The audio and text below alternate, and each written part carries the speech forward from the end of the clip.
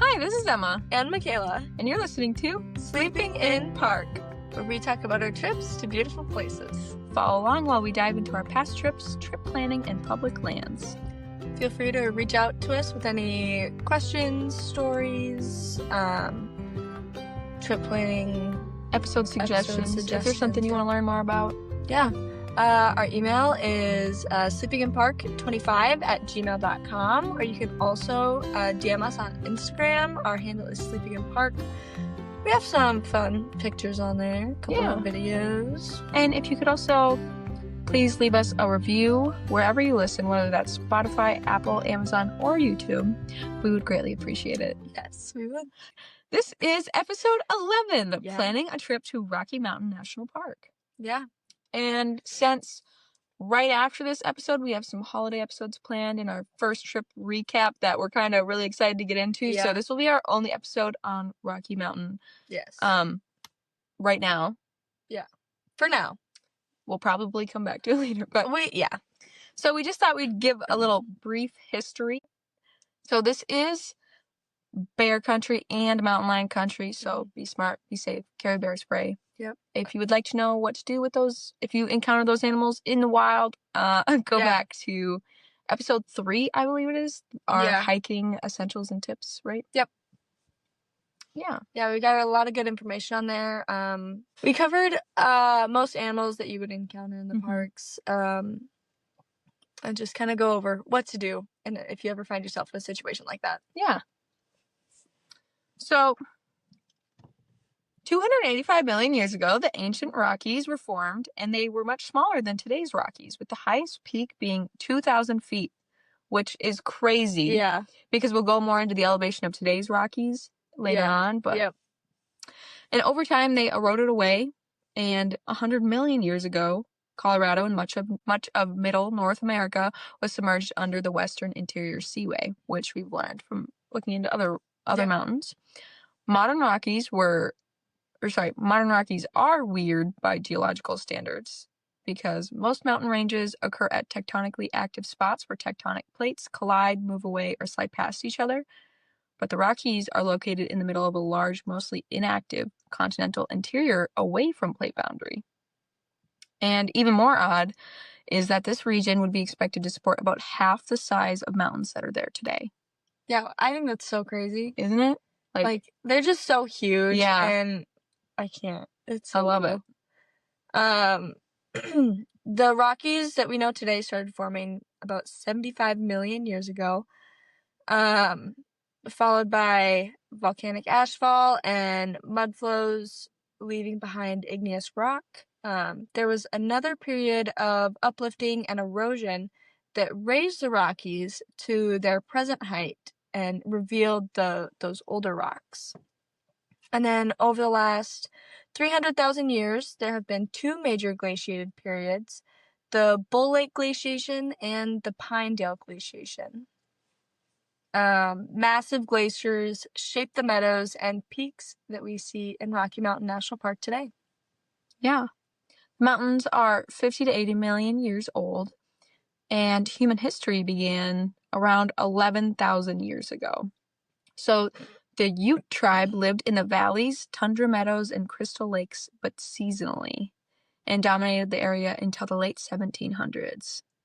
I kind of like the idea of them living there seasonally. Yeah, me too. It's just like... Well, I know that they're living off the land, but it seems so fancy and proper. Like, I know, like, I have my summer home. This is my summer land. Here we go in the winter. Like, what? I know it wasn't like that at all, but I just like the idea of it. The idea of it. My summer home is just in the Rockies. In the meadows, in the lakes. In the meadows, yeah. But gosh. With the Louisiana Purchase in 1803, the U.S. government acquired the land now known as Rocky Mountain National Park. And in 1870, the elk went extinct in the area from overhunting, which I never would have guessed because elk are so prevalent in that area where they're just everywhere. Like, the elk are just flourishing. They are. And it's like, I never would have thought they would have been extinct. Me neither. And bison were also extinct in the area, and we talked about this more in episode 10, actually right before this, in Yellowstone. Ranchers, hunters, and miners started to inhabit the area, And then by 1900, the conservation and preservation movement led by Theodore Roosevelt, Gifford Pinchot, and John Muir advocated for the land. The Estes Park Protective and Improvement Associated started local conservation in the area, and in 1909, Enos Mills championed the creation of the nation's 10th national park by writing thousands of letters and articles to lobby Congress to create the national park. I think that's cool. Thousands. That's not even hundreds. Yeah, no. Thousands. Like, I want to know what he said in these letters. Like, do you were think they were all just like repetitive? pretty similar? Yeah. That's what I'm thinking. Like, were they all very similar, or were they just like? Or like, what if he found one new thing to write about every day? Yeah. That'd be so cool, actually. And like, I think that's so cool. I want to know how long it took him to like when he started writing letters. Me too. Well, because on the National Park website is where we got this information, but it says in 1909 he was writing thousands of letters. But then the park became a park in 1915. Yeah. So I wonder if he was writing letters before 1909, or why they specified 1909. Or if it was like just that's when he started ramping up, you know, and he was like. And then in 1915 was when they were like, okay, we believe you now, or we something. believe you now. Like, I don't know how that works, but like, I don't know either. Yeah. But elk were reintroduced to the area in 1913 and 1914 before it was even actually a national park. Yeah. And in 1915, on January 26, President Woodrow Wilson signed the Rocky Mountain National Park Act into law. So there we go. I'm intrigued now. Yeah. Private lands and residents surrounding the park hosted guests, maintained roads, built trails, and guided visitors in the park. And as visitation increased after the World War and park facilities became inadequate, rangers worked to fix this. And the gray wolf went extinct in the area in 1935. And during the Great Depression of the 1930s, millions of Americans were unemployed. President Franklin Roosevelt promised a new deal to provide work, and one part of this was the CCC, Civilian Conservation Corps, which we learned about the Great Depression, but I never remember learning that the CCC was part of the New Deal. Oh, and I think that's such a cool thing, and they really should. Like, I seriously never even heard about the CCC until relatively, like, the last few years. Yeah. Since we started our trips, I hadn't even heard about them. And it's like, this was such a huge thing, like, for the environment, I think. And then they never talk about it in school. I think that's crazy. Yeah, but they never talk about national parks, really, I feel that much. But they do talk, like, I do remember learning about the New Deal. Yeah, me too. But they never mentioned that the CCC was a part of it. I don't know. So, but the CCC were pretty cool. They built roads, trails, buildings, put out wildfires, planted trees, and managed predators. This was also when the Trail Ridge Road was built. And which we will get into. Yes, we will get into that road. Because we love it. We do love it. We love it. Yes, we got some more details coming on that. But unlike other parks, Rocky wasn't ever served by a railroad, so it was always an automobile park, which is why roads were in such high demand. And although the Fall River Road traversed the Continent Divide and through the park, the road was dated and difficult to navigate, which is why they pushed for the Trail Ridge Road. Well, and we talk about the old Fall River Road. Yeah, it's now called the Old Fall. Yeah, but we talk about that as well later in the episode. But it basically partially follows the Trail Ridge of the east side. Yeah. Yep. But the Trail Ridge Road brought visitors through forests and meadows and to spectacular heights, which it was professionally designed to do. So I think it's the highest continuously paved road in the United States. That's what it is. Mission 66 were to improve the park by the 50th anniversary of the Park Service. The park acquired old guest lodges within park boundaries and removed buildings to make new campgrounds and parking lots. And they also built Beaver Meadows, Kawunichi, and the Alpine Visitor Centers. In 1970, the last known grizzly was killed, and in the 1970s, the superintendent began to manage crowds, assign backcountry campgrounds, and shuttle buses, and rangers educated park visitors to be good stewards through the park and tried to mitigate the dangers done to the natural landscape. And moose were introduced to a near area west of the park, and in the 1980s, the first moose was seen in the park, with the population growing rapidly, which is pretty cool. Yeah. Today, the park is 265,807 acres, and it is one of the highest national parks in the nation, with elevations ranging from 7,860 feet to 14,259 feet, with 60 mountain peaks over 12,000 feet high and the Continental Divide running through the park. Okay, that's so crazy, because it's like when we were talking earlier how it was like peaks were only at 1,000 feet. Yeah, and for now the they're old at 12. range Rockies, Yeah. And then they're 60 yeah. over 12,000 feet. Yeah. Going all the way up to 14,000 feet. Yeah. It's cool. crazy. There are 3 distinct ecosystems found in the park today. The first one being the montane, ranging from 5,600 feet to 9,600 feet, and this includes meadows along with ponderosa pines, lodgepole pines, and Douglas firs forested in areas that support a very wide variety of vegetation and wildlife year-round. Yeah.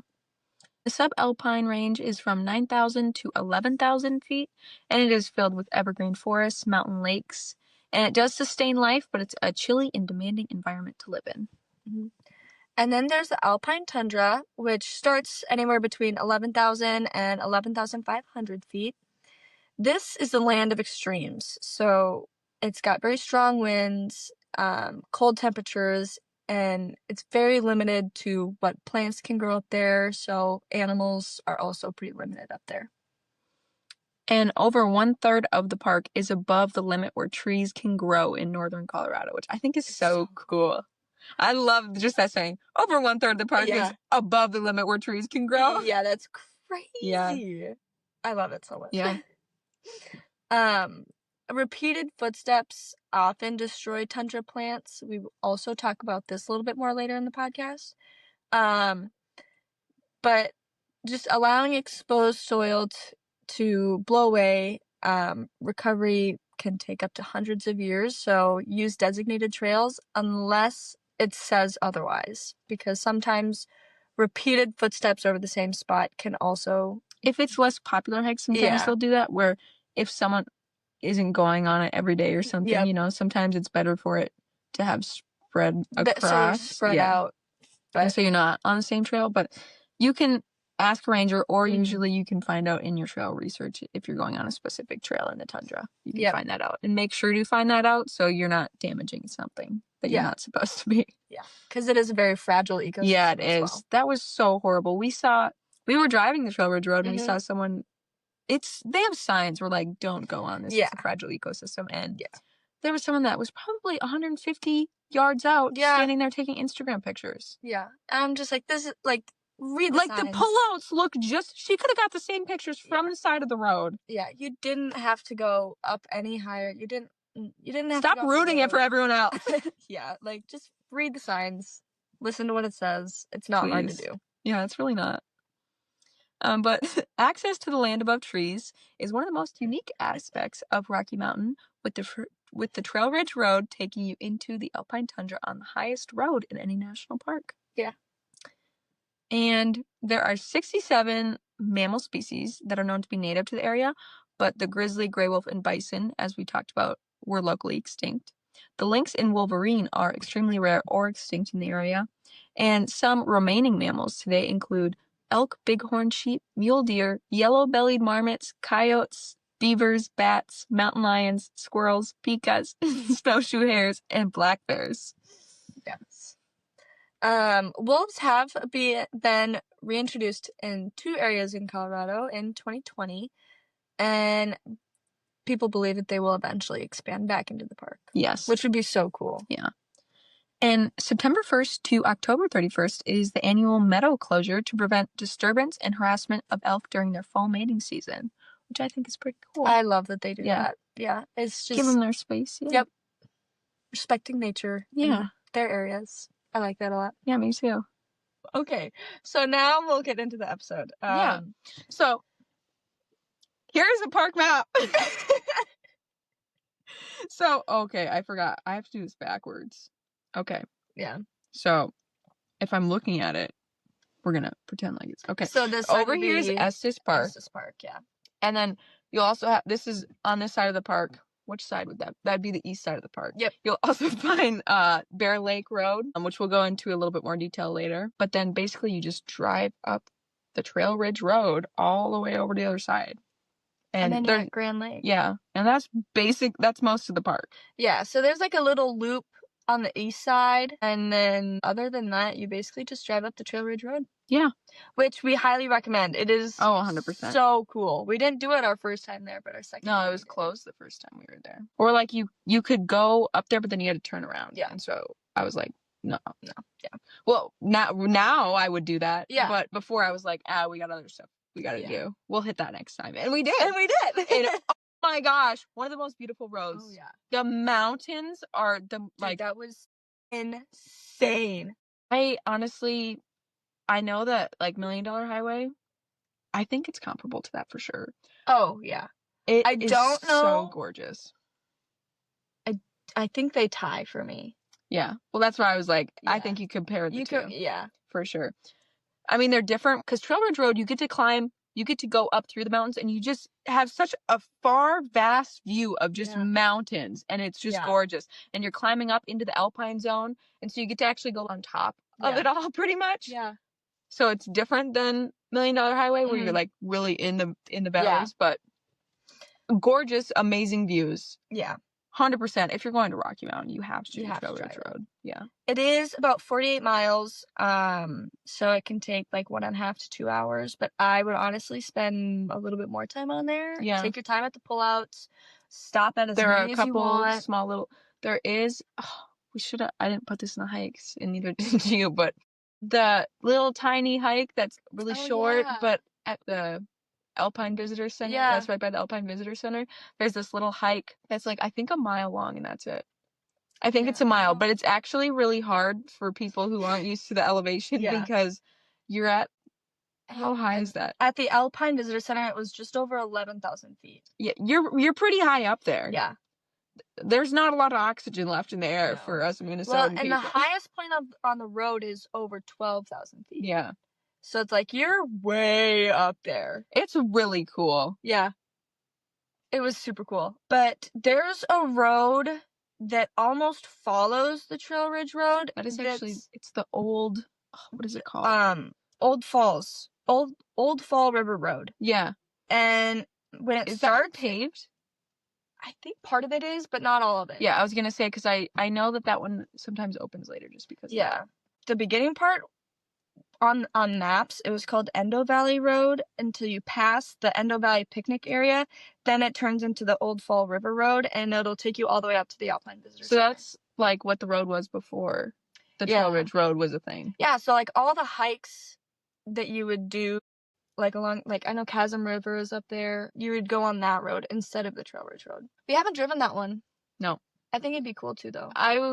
Yes, but also I've heard that one sometimes a little bit white knuckly, and really? Yeah, just in some blogs I've read, but I just tend to. I feel like we've driven enough white knuckly roads where like on accident where it's never on purpose. The ones that are like, white knuckle, $1 Million Highway, or like, even going to the Sun Road. Yeah, it's like we're fine on them. Yeah, but it's the accidental ones that aren't paved where I'm like, I don't need to do that anymore. But I feel like this one would be it better. Might be. We haven't been on it. Yeah. So don't let us scare you away. But I still think that road would be really cool. I think so too. To drive on, especially if we ended up doing one of those hikes, then you just have to. Yeah.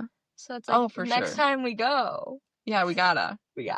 Yeah. I noticed that one has more switchbacks, like a lot more of those like hairpin switchbacks. So I would just say look into that road before you drive it. I agree. Yeah. But the Trail Ridge Road, nice. It was wide. Nice, the pullouts were huge. Yeah. Like it wasn't like nerve-wracking to drive. Not at all. Not at all. There weren't straight cliff drop-offs. I don't remember. And definitely not any bad. It's if you haven't done a lot of scary driving, then you won't have a problem with it. For sure. Yeah. We loved it so much. Yeah. Easy peasy. Lemon squeezy. Sure. Getting into trip details. Yes. How are you going to get there? We drive. Yes. Because we love it. We do love to drive. And we recommend it. Yeah. Honestly. Yeah, 100%. But if you do plan on flying, Denver International Airport is the biggest one that's closest, or I guess is the biggest nearest one.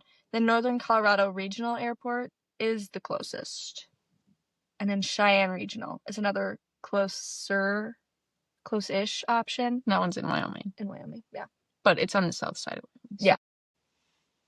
I don't think the drive to Cheyenne to Rocky Mountain was too bad. It's a couple hours, but it's not bad. But yeah.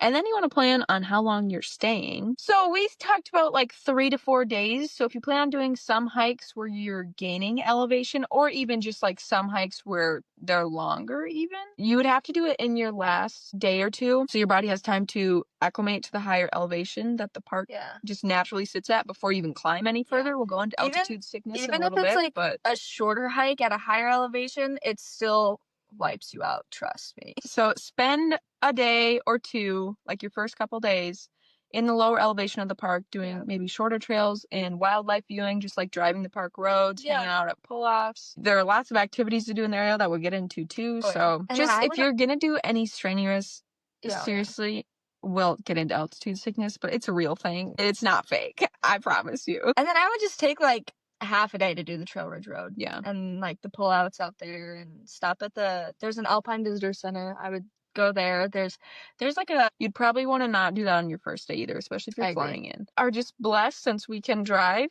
Yeah. Where we do slowly, because we do stops along the way where we slowly do gain elevation along the way. And so it's not like we're going from 1,000 feet in Minnesota to 12,000 feet on the Trail Ridge Road. So yeah. And then, get your budget. So depending on whether you're driving or flying, if you're getting lodging or if you're camping, your food, your activities that you plan on doing, and gift shops, obviously. There are 4 on the Estes Park side and 1 on the Grand Lake side of the park, which is the west side, and then 1 in the middle. That's like on the top. Alpine. Yeah, that's the Alpine Visitor Center on the top of Trail Ridge Road. Yeah.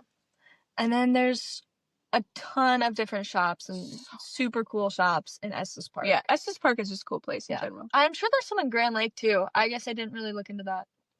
It's definitely smaller. Yeah. A lot smaller than Estes Park, I would say. But Estes Park, highly recommend. I think it's like the main hub. It's the main hub for the Rockies. Hanging around there for a day even. Like, it's very cool town. So, places to stay. We stay at campgrounds, as you know, since we sleep in parks. So there are actually no lodges inside of Rocky Mountain National Park, but there are a lot of options surrounding the park. Some lodging options outside the park. The Alpine Trail Ridge Inn, Wildwood Inn, the Evergreens on Fall River Cabins, and Riverstone Resorts and Bear Paw Suites. That sounds so adorable. I know, I thought so too. I was like, Bear Paw Suites? I want to stay there. I want to stay there. Please. Bear Paw Suites. Estes Park Resort, 7 Keys Lodge, Gateway Inn, Winding River Resort, Timberlake Inn of Grand Lake. And so there's obviously multiple options in Estes Park and more in like the Grand Lake area. Yeah. And then campgrounds inside the park, there are only 5, so I do have all 5 here. Longs Peak Campground, and these go in order. So Longs Peak is south of Estes Park, and then Glacier Basin is right around Estes Park.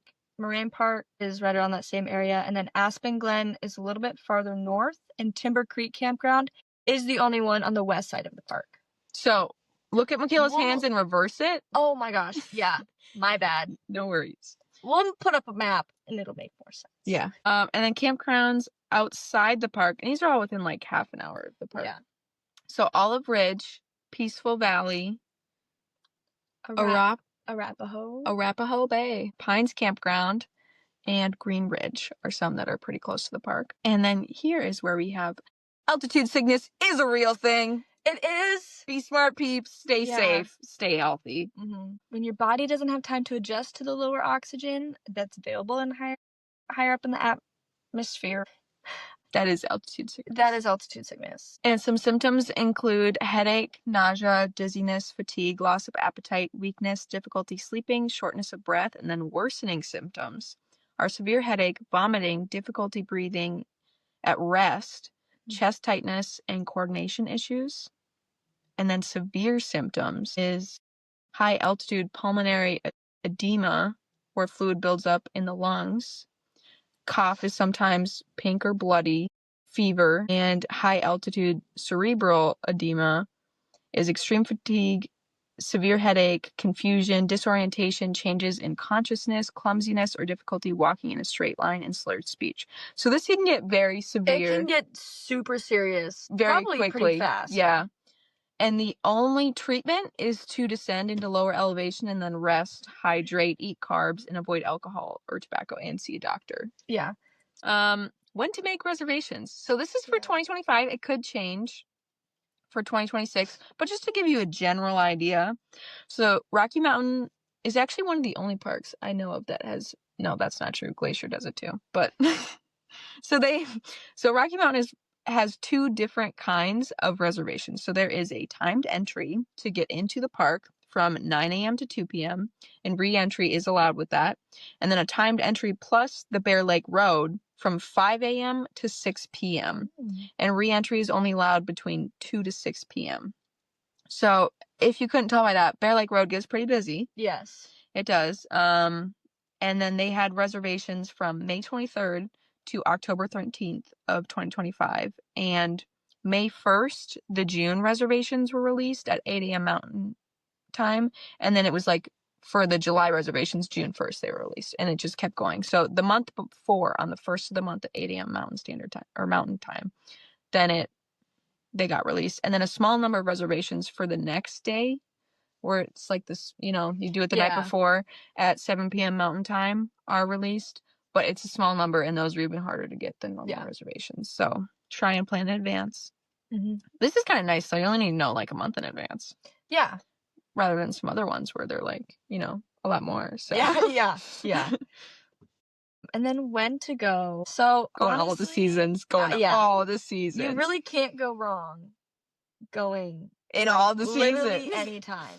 You really can't go wrong, because in the spring there's fewer crowds, newborn wildlife. But a lot of the trails, because the park is so high up in elevation, still has snowpack. Yeah. On almost all the trails. Yeah. So you will have to expect like winter hiking conditions. So like crampons and and just be prepared for that. But also springtime, cascading waterfalls with all of the snow melt. Oh my gosh. Could you imagine Alberta Falls? Like in the springtime? I mean, we saw it in June, so it's got to be pretty close. But like in May? Like 1 month earlier. A couple weeks earlier, that could make a difference. It could, that's true. Yeah. And in the summer, Trail Ridge Road is open, which is the highest continuous paved road in the lower 48. We did verify that. Because I remember I said that, and then later on we were like, wait, no, it's not. Why did we say it? Oh, no, because when you originally said that, I didn't say the highest continuous paved road. Because there is the highest paved road in the lower 48 is also in Colorado. I didn't look into But you have to turn around. But because it climbs you up a mountain, and then there's like a short hike and you summit it. And then you turn around and drive back down the mountain. Okay. It's not a continuous. Because when I told Michaela that it was the highest road in the lower 48, I didn't say the highest continuous road. So it's the highest continuous paved road. Yeah. And which we love. Yeah. So that's a great time to go, just because Trail Ridge Road is so cool. Just to go to the park and see that road. Yeah. The views were crazy. We'll have to post some pictures on Instagram. Oh, we will. Because that road alone. And then you have clearer trails and wildflowers, because as we've learned in summer, usually later in the summer is actually when alpine zones get some wildflowers. But you do have a lot more crowds. And then in fall, stunning glowing aspens, because the park stunning golden aspens, because the park is full of them. Yes. Oh my gosh, I can't even imagine seeing the park in the elk fall. rut. I can't, because we saw so many elk there. Like both times we saw elk. And could you imagine the elk rut there? That'd be crazy. Yeah. There'd be elk everywhere. Yeah, there do. And there'd be fewer crowds. Yes. Perfect hiking weather, but also you should be prepared for snow. Definitely. Yeah. Honestly, especially if you're hiking in higher elevations, also just the park sits at a high elevation too, so when you're and then you go up to even higher and you're hiking, expect snow. Mm-hmm. Just be prepared for snow any time of the year. Yes, any time of the year. You should always have your 10 essentials where you have warmth. Yeah. For sure. Layers. Yes. Yep. Layers are important. Sometimes they're a pain because you're like, oh, well, I really need them. But if you're even climbing a couple hundred feet and you're already 10,000 feet up in the air, yeah. It makes a difference. Yeah, you should have them. Yeah. Be smart. Yes. Use the brain that God gave you. Mm-hmm. And then in the winter, so snow packs pretty much from October to like early June. Just be prepared for snow. So that's most of the winter time. But yeah. But just imagine everything, like all the mountains just covered in snow. That's what I'm like. Such a beautiful place to go at like Christmas time with like Estes Park too. Yeah. Oh my gosh. And then there's like snowshoeing. And lots of other winter cross-country activities. skiing. Yeah. Most of the Trail Ridge Road is closed in the winter. I mean, I know even now in October it's closed. Well, I guess when this episode releases it'll be November, but yeah, it's pretty much closed. So, yeah. So those are times to go, things to consider when you want to go. Yeah. And things to do.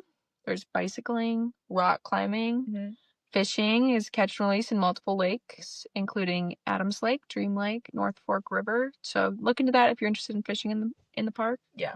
Lots of hiking opportunities. I think there's like 350 miles. So there's a lot. It's 1 second. Over 350 miles of hiking trails. I thought I wrote it down. Yeah. Yeah. But then there's also horseback riding in the park. Paddleboarding, kayaking, whitewater rafting is available nearby the park. Yes. Not really any in the park, but whitewater rafting in Colorado would be really cool. Would be so cool. And then wildlife viewing, which is my favorite thing to do in that park. Oh my gosh, it's so amazing. You can see elk, moose, bighorn sheep, mule deer. Those are basically the most popular ones. Elk, most commonly seen in like Moraine Park, especially in the fall during the rut. That's kind of where they hang out because they come down to a lower elevation. And then also in the lower meadows in the winter, spring and fall when they move down. But we saw them all over the entire park. Yeah. So we saw them at the east entrance, sort of like 5 minutes after you drive in, there's meadows. Yeah. We saw elk, we saw moose there, and then we drove down to Bear Lake Road, and we saw one of the biggest elk I've ever seen in my entire life. Yes. On that road. Second to the one in yeah. Yeah. But just sitting right by, 10 feet from the road. Just munching on something. Just chewing away. Yeah. That was slaying down. He was, yeah. And then we also saw, going down on the west side of the park, we stayed at the, what is that, Timber Creek. Timber Creek Campground. On our way out from Timber Creek to Adams Falls the next morning, we saw 2 different pair of moose. We saw 4 moose that morning, multiple elk, lots and lots and lots. Just everywhere. And then also we saw mule deer in the parking lot of Adams Falls. Yeah. And it was like it was a herd of them. They were literally frolicking in unison. Like frolicking like little baby deers in unison. Like doing the little jumps with all their legs are in sync. Yes. Oh my gosh. A Disney movie. Yes. Straight out of a Disney movie. It was so cool. And then we waited to actually go on our hike because we wanted to give them their space. And then on our hike, we actually ran into them again. Yeah. And you saw like what, 4, 5? Yeah. Yeah. And they were just like hanging out on these rocks, like going right across the trail. We kept our distance, but it was honestly so cool. Yeah, it was very cool. They were fluffy too. Yeah. I do remember that. They were really fluffy and I was like, what is that? And then we actually saw more on I put the hike to the scenic spot. I put that in there. And we actually saw another mule deer over like where we stopped and turned around on our hike that morning too. It was a great morning for wildlife. Oh yeah. And the day before was just a great day because we were there during the daytime and we saw abundance of wildlife. We saw so much wildlife. Yeah. Best place to see moose. I'm gonna butcher this name. Oh gosh. Yeah, that's Kawanichi Valley. That sounds. And the Colorado River on the west side of the park. Another place to look is Sprague Lake, and that's on the east side. They're less common at Sprague Lake, but yeah, best place is on that west side of the park. So it's where we saw 4 of them. So. Yeah, it is. And then bighorn sheep, sheep lakes. a horseshoe park, and then the Trail Ridge Road. With the elevation, that would make sense. Yep. And mule deer are common to see in many places, and we saw them in the parking lot of Adams Falls. And I think that's the East Inlet Trail, I think it's called, and that's also the parking lot for that. Yep. And then Bear Lake Road is just known for getting to see a little bit of everything. So honestly, if you take that road, we saw elk there at like 5 a.m. our first year. Yeah. We were like, whoa, what is that? Yeah, and there was like a whole meadow full of them. That was so... Anyway, more things to do. Scenic drives, as we've talked about.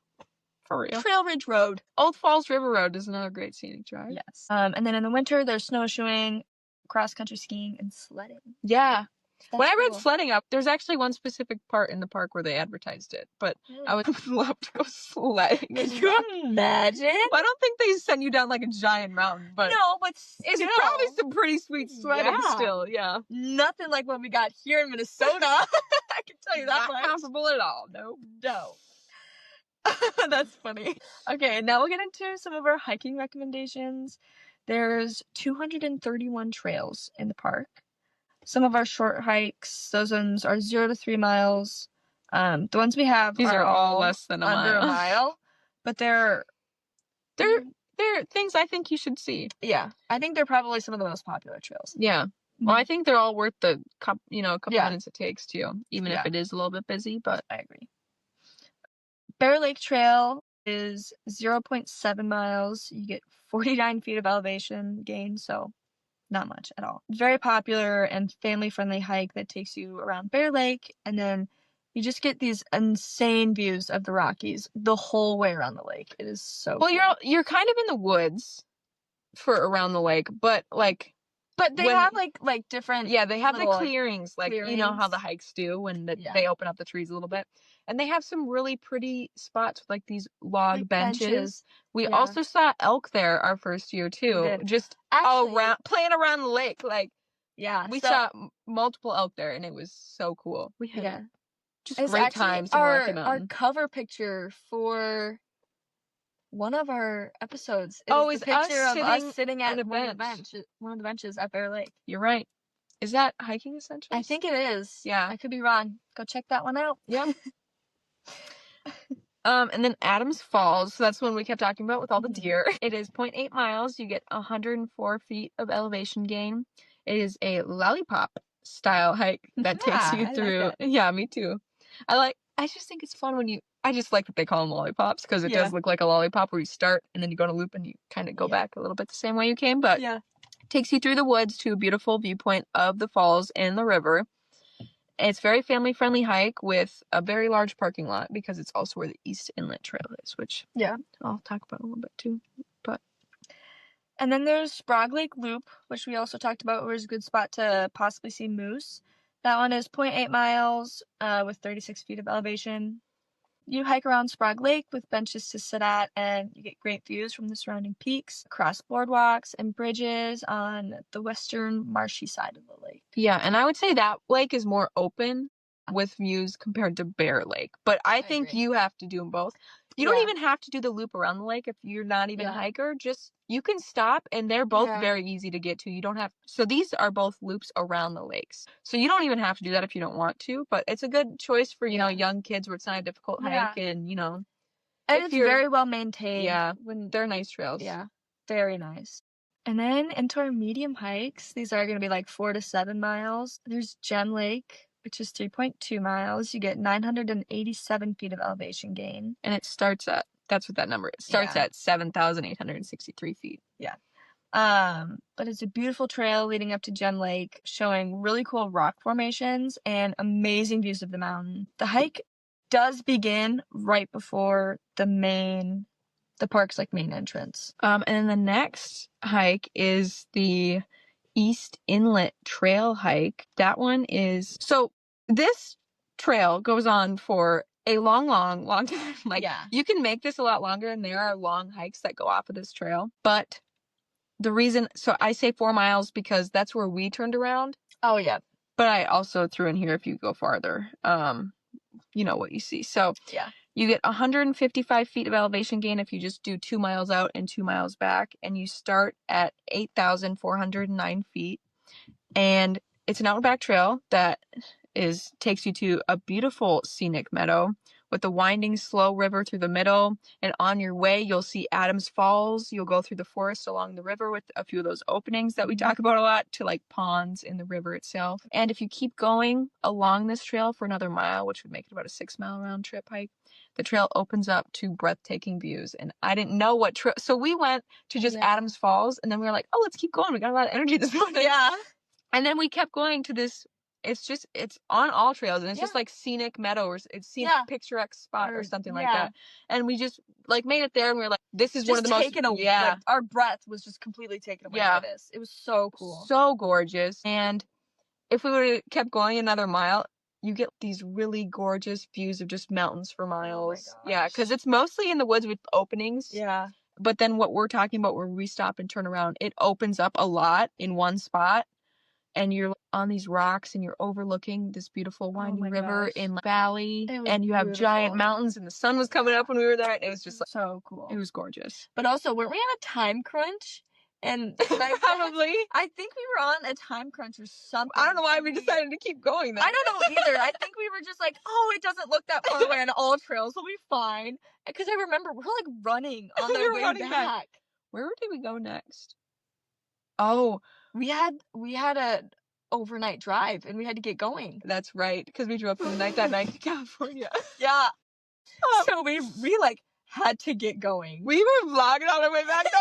We clearly were not going fast at all. I remember we were like trying to, but our fast is like we mosey. We mosey so much. We dilly daddle. Yeah, we so much. do. But I love it though. Yeah, me too. I really love that trail, and when we go back, I want to do it. I want to go further into that trail. I love that one a lot. Me too. That one was really cool, and we had never been on that side of the park until this year. Yeah. So that was really cool to see. Yeah, it was. Also, just so you know, this is still bear country. Yeah. So always have your bear spray. Yes. Always have your bear spray. You know, go back to our hiking tips episode to see some more bear safety, but and then we also go over like how to use bear spray. Yeah. And like how to identify black and brown bears. You probably I don't think they have grizzlies in Rocky, but I don't want to say never. Yeah. Because you know what? It's good to know how to identify them both. Yeah. But it is. Because I remember we were chatting because we were like, don't want to see the bear. Don't want to see a bear. Not on the trail. It's cool to see one from the car. Yeah. I don't want to see one from the trail. No, I'm good. Yeah. Don't want to be eaten alive out here. And then there is Four Lake Loop Trail, which is 7.2 miles, with 1,351 feet of elevation. And it starts at 9,480 feet and ends just over 10,000 feet. This trail takes you to Bear Lake, Lake Hiaha, Dream Lake, Emerald Lake, and Nymph Lake. You'll have beautiful mountain lake views, and you'll pass Alberta Falls. You start by hiking around Bear Lake on the Bear Lake Trail before going off into Glacier Gorge on the Glacier Gorge Trail. This trail crosses glacier-fed creeks as you pass from lake to lake, and at Lake Hiaha Cutoff Trail, it will bring you to the Nymph Lake Trail and loop back to Bear Lake. It's gorgeous. I think it's one of the best hikes. Like, if you're going to be there for like a couple days, that's a good long one to do because you get to see so much on one trail. Yeah. And it's a nice loop. Yep. And so it's like you're seeing stuff different the whole time. I really love loops. Yeah, me too. But I also like out and backs because then it's like you're just seeing. We just love our it all. And now we get into our long hikes, which is 8 or more miles.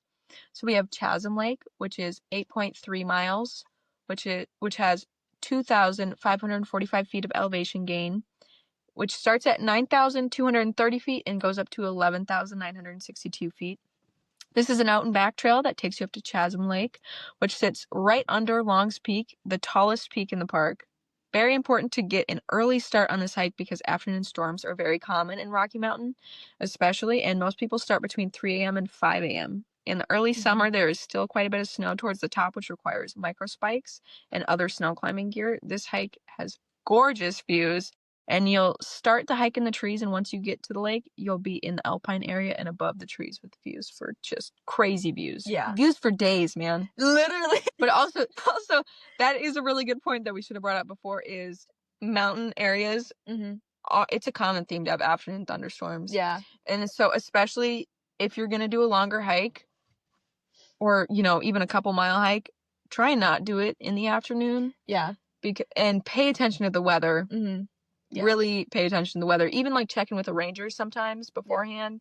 It's a really great thought. And make sure you have someone knows what you're doing. Yeah. Or multiple people. That's better. Yeah.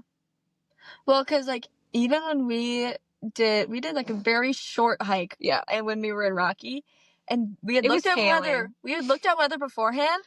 5% chance. 5% chance. We start hiking and it's raining. We had our rain jacket. Yeah, we had jackets, so we, you know. Well, because we were actually supposed to do the 4 Lake Loop Trail. Yeah. And it was supposed to be nicer that day, and we were driving into Colorado, and then it was like, oh, Michaela, look at the sky. It says 5% chance of rain. Do we think it's gonna rain? And then we even talked to the attendant or the ranger that like gave us a park map, and we were like, what do you think? And she's like, well, no, I think like a storm's gonna be coming in. So we were like, we're not gonna do a 7-mile hike. Yeah. So we did a shorter one, but it was hailing by the time we got back to the car. Well, the second we both got in the car, I swear that second it started hailing.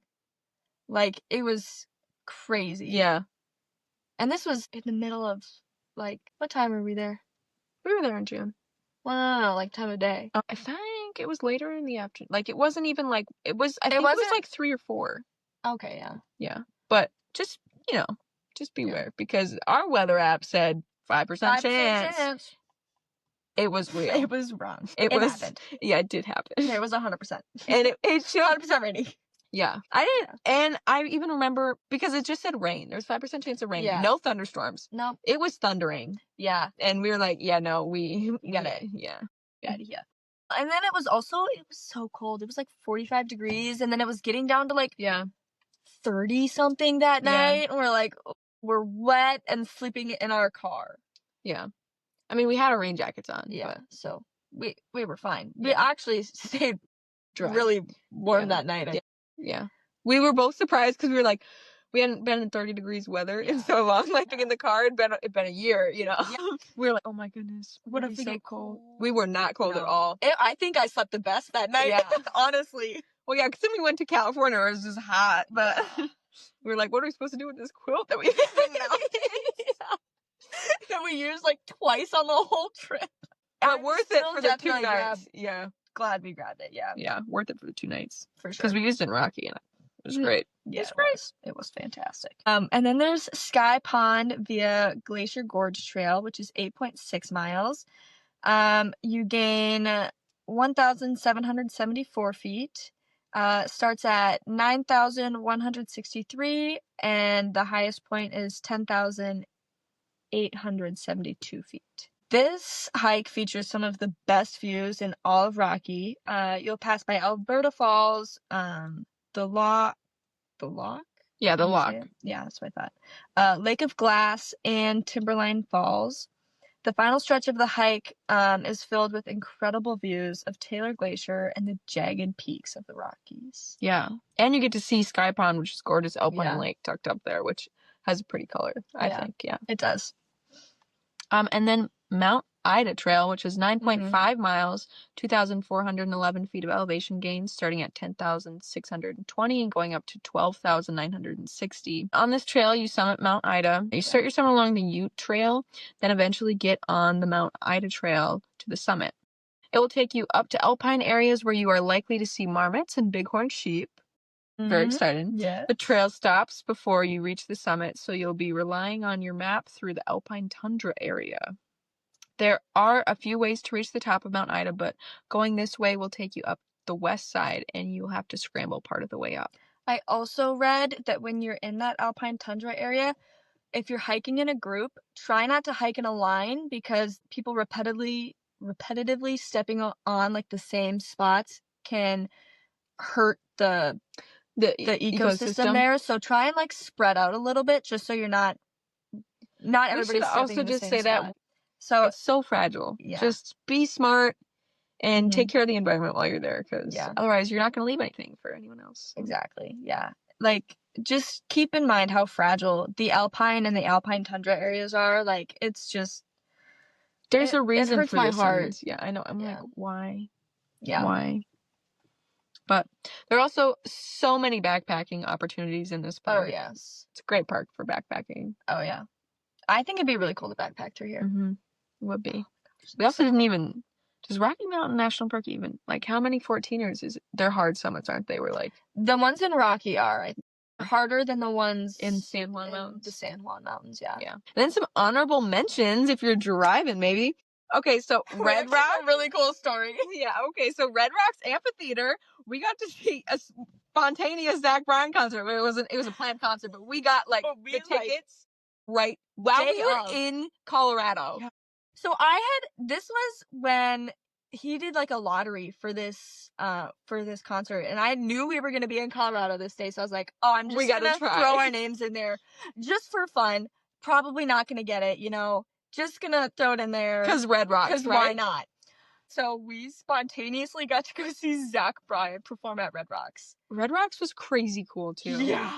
I thought people were like, oh, it's a concert venue. And I was like, how cool can it really be? Yeah, you're outside, but like, it's so cool. If you have someone that you like and they are performing at Red Rocks, go see them. Go see them. Go. It's so worth it. Well, honestly, but they do like yoga classes there. Just go visit. They have stuff happening go there visit daily. Red Rocks. Yeah, because it is seriously the coolest venue. And then there is Seven Falls and also Garden of the Gods. Yeah.